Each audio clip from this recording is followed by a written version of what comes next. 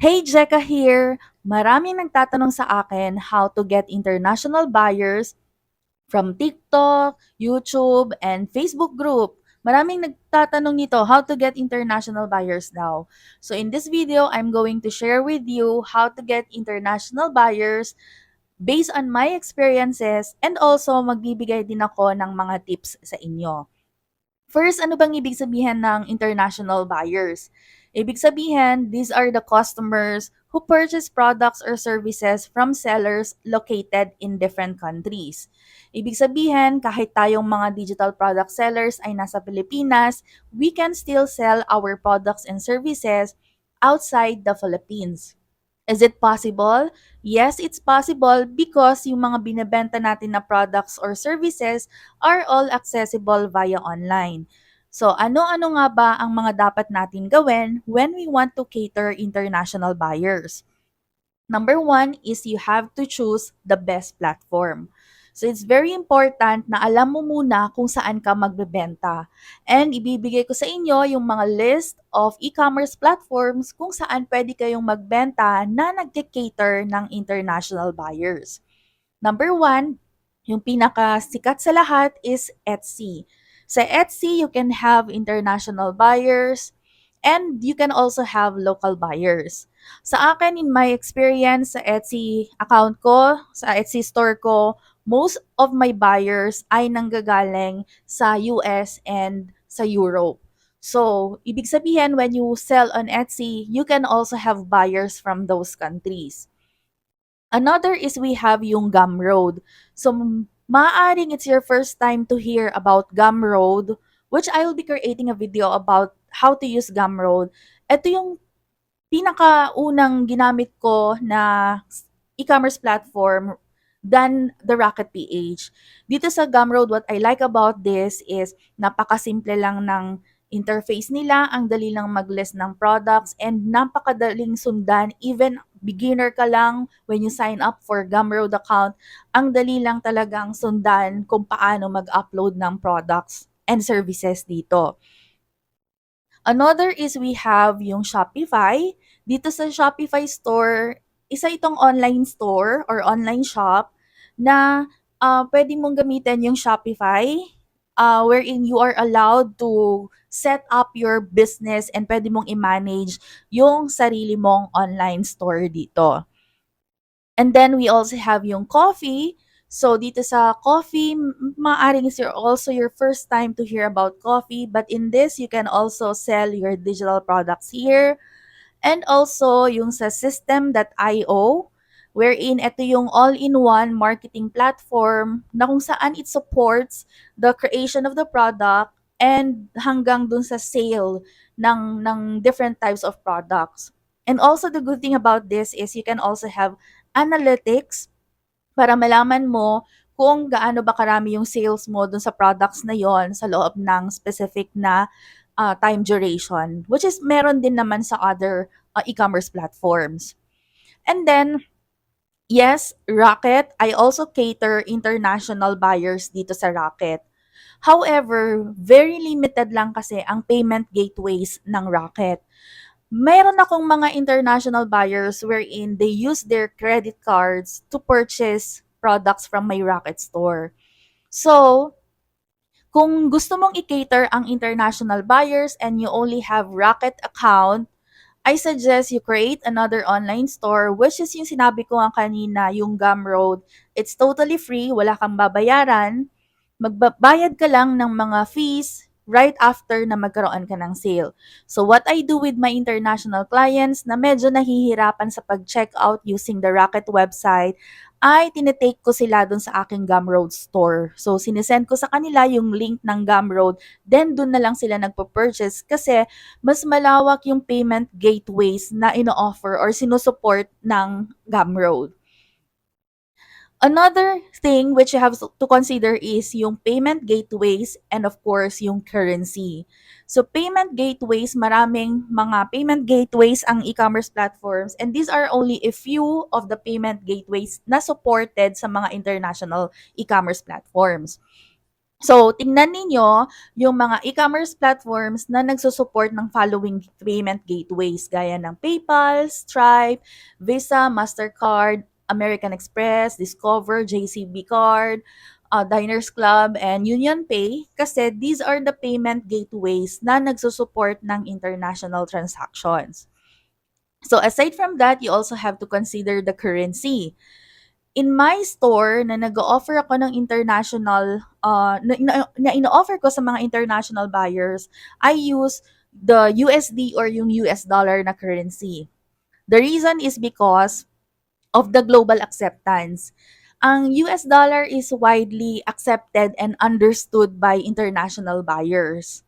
Another thing is, isa ito sa pinaka-compatible sa mga international e-commerce platforms. And mostly sa kanila, gumagamit ng USD for their transactions. So, another thing is, pwede rin kayong gumamit ng Euro. If you want to support yung mga international buyers ninyo or yung if you want to support European market, you can use Euro to your digital products. And Euro is also widely recognized and trusted across many countries. So, ibig sabihin nito, you can use either USD or Euro na currency sa mga digital products mo. You can also use peso naman if you want. However, sa mga international buyers mo, hindi nila masyadong maiintindihan, lalo na kung kailangan pa nilang i-convert yon sa kanilang peso. Unlike pag USD yung ginamit mo, ay understood na nila, meron na sila agad idea how much are they going to pay for your product. Another thing which I have to consider is use the universal language in your store, social media, sa website, etc. Ano ba yung universal language na yon? When we say universal language, we are talking about English. It is the widely spoken languages in the world.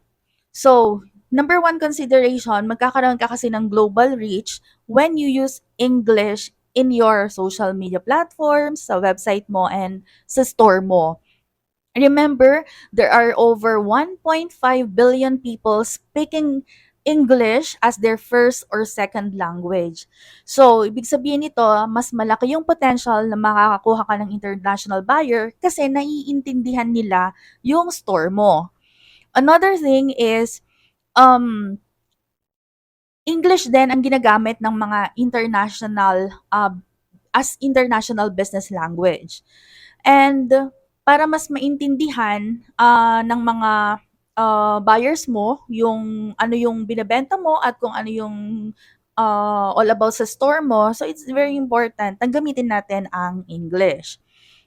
Another is it will improve your SEO and online visibility. You use English keywords and content to improve your visibility on search engines. So example, if you're going to create mga content sa social media mo, example, you have to use English in your caption. If you're going to take a video, gamitin mo yung salita na English para maka-attract ka ng global audience and it will drive more traffic to your store. Example, if you're going to tayo dito sa Pilipinas, kung maghahanap tayo ng template ng resibo, we are not typing sa Google na resibo o template ng resibo. Instead, we're going to type receipt template. So, that's how we use yung English keywords to improve SEO and online visibility. Another is to avoid misinterpretations. So using a common language helps avoid cultural misinterpretations that could arise from using more localized languages or dialects. So, kasi minsan nag-iiba yung understanding ng buyers natin dun sa pinopost natin if hindi natin gagamitin yung universal language. So, example, this is an example. Sabi, yummy hotdog my tummy. So, yung nag-viral na video na to, parang iisipin mo something that is different. Well, in fact, ang ibig sabihin lang naman pala ni girl dito is, masarap daw yung kinakain na hotdog ng kanyang jowa. So, parang kung iintindihin mo, parang iba kasi. So, there's another meaning. And we want to avoid the same misinterpretations with our buyers. Number four, you sell versatile products. Ibig sabihin ng mga versatile products, these are the products na kung saan ay pwedeng gamitin across various industries and regions. So, hindi lang ito ginagamit dun sa country natin like dito sa Pilipinas. Or yung mga examples nito ay yung mga templates for business reports, social media graphics, and financial planning spreadsheets. And example din nito is sa Pilipinas, usong-uso ngayon yung binebenta na GCash payment slip or payment form or yung Maya slip form, so something like that. So instead of selling those digital products sa ating store, and we want to cater international buyers, you could add other digital products katulad ng invoice template or yung receipt template para meron silang option. Kasi sa ibang bansa, wala namang GCash. Although some countries sinusuport ang GCash, but hindi naman ito worldwide or international na lahat ng tao sa iba't ibang bansa gumagamit ng GCash. So, you also have to consider creating versatile products na kung saan kahit nasang bansa ka pwede mong gamitin. Gaya ng example kanina, ang social media graphics, even though you're in the Philippines or outside the Philippines, you still use social media graphics. Number five, leverage social media. So, napakagasgas na nito, pero I would like to emphasize, you have to leverage social media kasi when you leverage social media, you are not only targeting, you may not only target yung mga local buyers mo, but also international buyers. So what are you going to do when you leverage social media? Number one is to optimize your social media profiles. Make sure that you provide clear and comprehensive information about your business. Dapat napaka-importante, detailed talaga yung information. You include there yung offer mo, you can include there your location if you want to be transparent with your location, and also you can put there your contact details. And of course, don't forget to put call to action there. Like, ano yung gagawin nila when they want to purchase your product. So, example, you can input in your bio, click here to purchase this template, so something like that. Then, another thing is create diverse content types. So, dapat gumawa ka ng mga content na iba-iba, hindi lang showcasing your product. Kasi nakakaumay din yon. So, you can either share tips or pwede kang gumawa ng tutorials or yung mga how-to guides na related dun sa product mo. In this way, yung mga tao na makakakita nitong video na ginawa mo or itong content na ginawa mo will think that you are an expert in your field. And then third is, of course, you have to engage with your audience. Do not forget to respond to comments, messages, and mentions promptly to show that you value your audience's input. Kasi this is the same mistake I did with my other social media platforms where I sell my digital products. Marami pala akong mga messages na hindi ko na binasa for few weeks. And then when I get back to them, I reply to them. Yung iba sa kanila nagsabi na sa akin na nakabili na sila sa iba. So sayang yung mga buyers ko sana na yon. So don't do the same mistakes. And then lastly, which is very important, is to analyze the results. We are not only into creating content, hindi lang tayo mag-iisip kung ano yung ipopost natin sa social media, but it's also very important to analyze the results para alam natin kung ano yung klase ng content na gagawin natin, ano yung topics na pwede na maraming views and maraming engagement. So, gagawa tayo ng similar content dun sa mga videos or content na maraming engagement. Ibig sabihin, yun yung gusto nila na type of content. Ngayon, kung may mga content ka na sobrang baba ng views, wala masyadong nanonood, walang engagement, so maybe those are the things or content na medyo i-avoid natin. But not totally na i-disregard or i-reject natin. So maybe there's something wrong with that content na pwede mo pang ma-improve.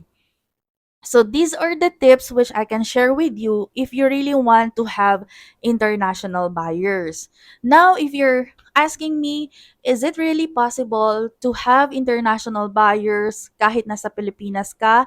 The answer there is a big yes. Take it from me, I have an experience selling to both local and international clients. And one thing that I like, which I want to keep it secret with you guys, mas malaki ang kinikita ko with the international buyers. So, yun lang. See you in the next video.